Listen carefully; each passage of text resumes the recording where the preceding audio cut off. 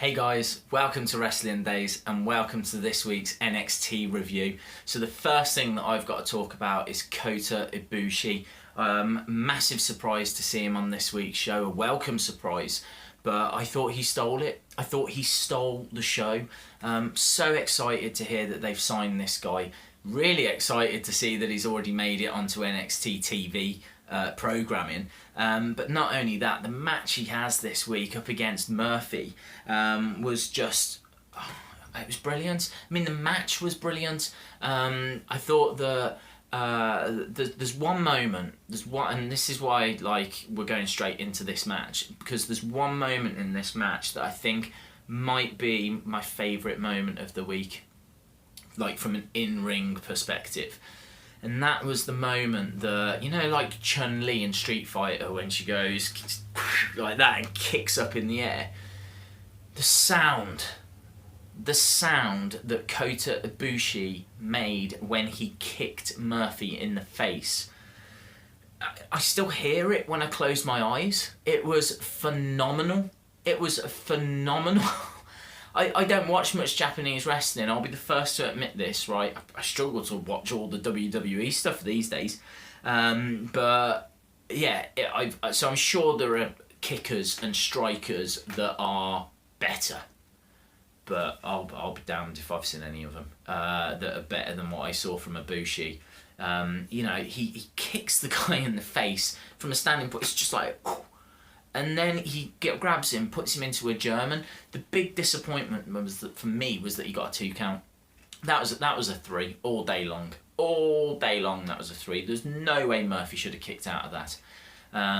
It wasn't long after that. I think it was like a sitting power bomb and 1, 2, 3. The match is over and Ibushi's picked up the victory. I think he'll be a big player for them going forward, because there's this real growing kind of Asian, Japanese, Chinese. They've got Bin Wong signed from China. They've got Ibushi. They've got Nakamura. They've got Hideo Itami back next week. And talking of Hideo, I think he needs to come back and just go straight into that title picture. Give him a match. So for me, I would put him in there against Ibushi at TakeOver Dallas, and the winner of that match can face the winner of Nakamura, Samoa Joe.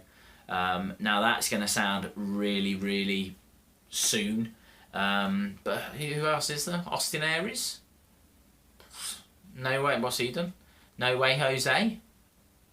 Yeah, it's not as if they've got this really deep kind of roster with all these people that have been waiting forever. NXT's been absolutely butchered this year. So why not have it be Ibushi against Hideo? And I would also have it that Nakamura would beat Joe.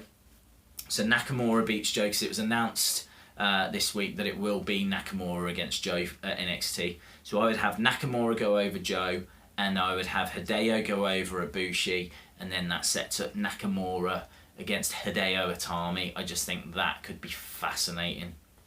So that's my fantasy booking done anyway. This week was a pretty poor show, to tell the truth. It was not that good in regards to NXT standards. It was still an entertaining show and absolutely still worth a watch. But was it NXT quality? No, it wasn't. And to tell the truth, in a week where we've been pretty spoilt because of Raw being amazing and SmackDown being better than SmackDown usually is, it kind of made NXT really stick out. The show starts with Nakamura, which is a fantastic start, but he was going up against Blake. Blake was having a backstage argument with Murphy, saying that he was going to show Murphy how to beat Nakamura, because Murphy hadn't done it a few weeks ago. And those two are kind of, squabbling. It's going to lead to a Blake versus Murphy match at some point. But yeah, weird entrance as well from Blake. He came out and he's got this kind of relaxation piano, kind of floaty kind of music, and his ring attire was different. It had boots that had tassels on, and yeah, it was weird. I couldn't tell what his kind of gimmick was. And I think actually for me that was where I struggled with a lot of this week, was in those performers we're not used to seeing. What was their identities? What was their gimmicks? What's going to make me want to watch them again? Well, this first one, you know, Blake, it came across like he was some kind of Bo Dallas type character with his kind of, you know, relaxation music and piano stuff, and his ring attire was quite white and he had like the tassels, and I just couldn't understand what he was trying to do or what he was trying to be. The match itself was fine. There was a couple of really nice moments in it. There was a moment where Blake has got Nakamura in the corner, and then he does Nakamura's good vibrations, which is where you put your foot on their chest and you vibrate. He copied that, you know, did that move. There was another one where, you know, he blows a kiss to Nakamura and Nakamura catches it, he sniffs it, and he's like, oh. Nakamura, after the crowd are chanting, throw it back, Nakamura throws it on the floor and, you know, stomps it out. It's just one of those kind of weird moments that's entertaining. You don't want to see him all the time, but it's the charisma, isn't it, of Nakamura? It just works. It was a nice little moment in this match. So the other bits there was like a vicious clothesline from Nakamura. There was a lot of tough kicks and strikes. The Kinshasa, I can't say it, right? That's the first thing I've learned. I can't say it, Kinshasa. I can hear Corey Graves screaming it, and I think I'll hear Corey Graves screaming it for the rest of my life. That and the kick from Ibushi, those are the two things I'll hear forever. But I can't kick like Ibushi, and I can't say Kinshasa. I can't say it. That move, Nakamura won with that move. That prompted William Regal to come out and make the match, saying it'll be Nakamura against Joe. More on that later. Next up, we have Billie Kay against Santana Garrett. Santana Garrett, you know, she needs to get signed. She can do it in the ring. She's very talented. She deserves, you know, a place. She was up against Billie Kay, who'd been on SmackDown a few weeks ago, and Billie Kay came out to this kind of opera music.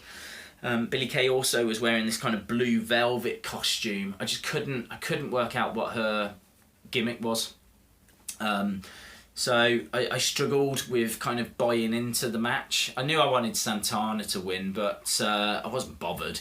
And there was nothing really on show. There was an early takedown from Billie Kay. There was a bit of a skirmish. There was a nice one-arm suplex from Billie Kay.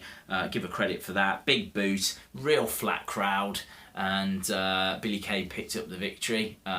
Forgettable, bit flat, nothing majorly wrong.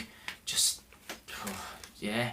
Well, this is the problem they've got though, isn't it? Because these two girls would have been fed to Nia Jax before. Well, Nia Jax isn't there anymore, so now these two girls have got to, you know, entertain a crowd, and they don't really know how. You know, I think Billie Kay's done work in Shimmer. I think Santana Garrett's done some stuff with TNA, so they know what they're doing, but it's just they clearly, you know, aren't running at the moment. They're going to need time. They'll get there. I've every confidence they'll get there. This was not a great match. Next up, TM61. Again, what's their... Well, I don't understand. What's their gimmick? They're brilliant. I rate them. They're fast-paced. They're good to watch. They're good in the ring. They work the crowd well. I think that they could be future tag champions. I think that they're going to be leaned on quite a bit now that there's no more Hype Bros or American Alpha. You know, it might even be that they have to face the Authors of Pain at some point. But there's nothing that makes me want to root for them. There's nothing that they need.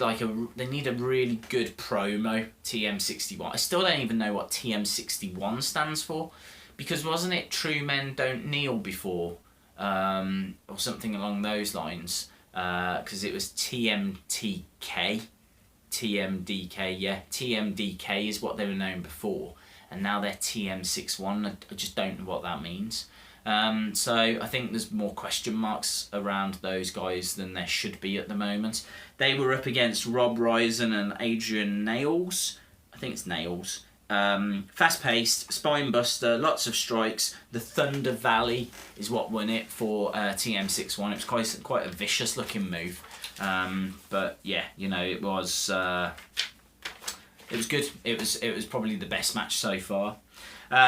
Weird promo next. There was just this kind of animal creature person crouched down in the centre. It's like this weird environment, kind of landscape, which, you know, it's quite it wasn't the woods, it wasn't light, it was quite dark, and I thought it had something to do with Balor. I thought that thing in the middle was going to turn out to be the demon, but he didn't say anything. Like 10 seconds and it was gone, so I don't know what that is. I've not heard any rumours as to what that could be. They're clearly hyping somebody, but I don't know who that person is. So I'm interested. I'm very, very interested to see how that develops. Next up, we had No Way Jose against Steve Cutler. This was so-so. No Way Jose dancing down, having fun. Cutler disrespects him. He turns, he gets that look in his eyes, and he starts beating up on Cutler. He wins with his like baseball punch thing, and then he cuts a promo on Aries. You know it's going to be No Way Jose Aries at Takedown. But he says that his fiesta will turn into a fight, and that he's going to whoop Aries' ass and all that kind of stuff. Then we had Ibushi against Murphy, which was easily the match of the night. Absolutely brilliant. As we said, Ibushi wins with a sit-down powerbomb. And you can see there, I've written the word, wow. That kick. Bobby Roode next week, much needed. They do need some depth. They do need some star quality coming in. Certainly now they've lost Balor. So, yeah. Also next week we'll find out if Asuka accepts the match at TakeOver for Bayley. Bayley against Asuka rematch, which you know that's going to happen. So looks like it'll be Bayley against Asuka for the women's title.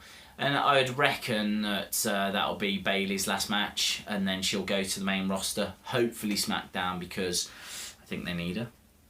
And then that brought us to a final promo, and that was just Joe coming out saying, I'm not going to fight Nakamura.